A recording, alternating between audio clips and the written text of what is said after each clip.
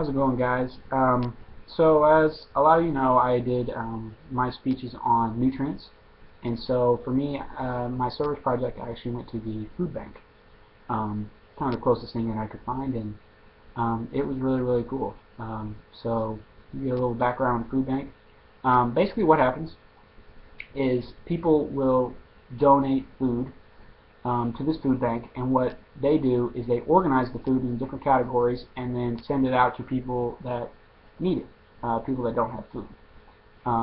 So that's kind of cool. It's kind of like a welfare type thing where you have to qualify for assistance kind of thing, and just to kind of give you a little bit of a number, actually got this quote from the food bank website, the Brazos Valley Food Bank website. In 1985, we distributed 50,000 pounds of food, and we project this year's distribution to top 4 million pounds. And that's, like I said, just the Brazos Valley. That's not nationwide food banks or anything like that. That's just Brazos Valley. That's a lot of food. That's a lot. And so they really do affect lots of people's lives. So as far as what I did, like I said, people just donate food, and what the majority of what I did is we actually organized the food that came in. They came in these big giant pallets with a whole bunch of boxes on them, and in the boxes they were just kind of random food that was donated. A lot of it was canned goods, and basically what I did is I unloaded the pallet and organized the food that was in there, because it was just random, just whatever kind of food that you could think of. It was just randomly in each box. And so what we did is we organized it all into different categories. If something was a canned vegetable, then we put it in a box with canned vegetables. If it was a canned meat, then we put it in the box of canned meat. If it was a drink, we put it in the boxes with drinks. And that was the majority of what I did. But the one part that I thought was really, really cool, I mean, that was kind of, I'm not going to lie, that was kind of boring, but the part that I thought was really, really cool was the program that they do called Backpack Lunches. And basically what this was is that they provide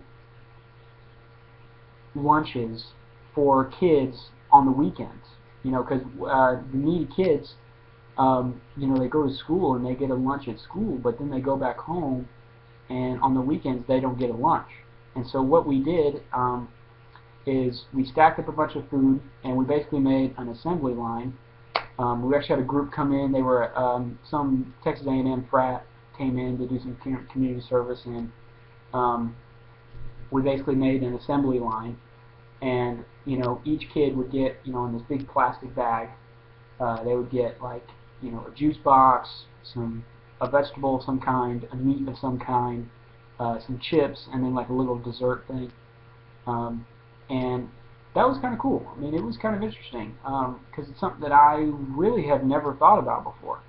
I never thought about, hey, what about these kids that don't have anything on the weekends? When you go to school and you get plenty of food there, but you go back home and you might not have anything.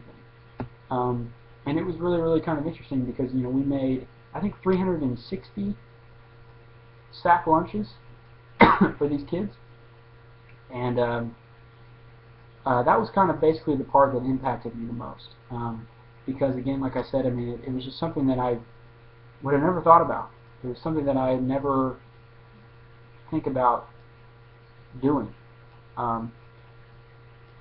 But as far as the food bank, I mean, this is something that I would definitely consider doing again. It was very rewarding thinking about it. Later on, I actually, I kept thinking about the lady that works there full time, the lady that was like kind of my manager, I guess, kind of.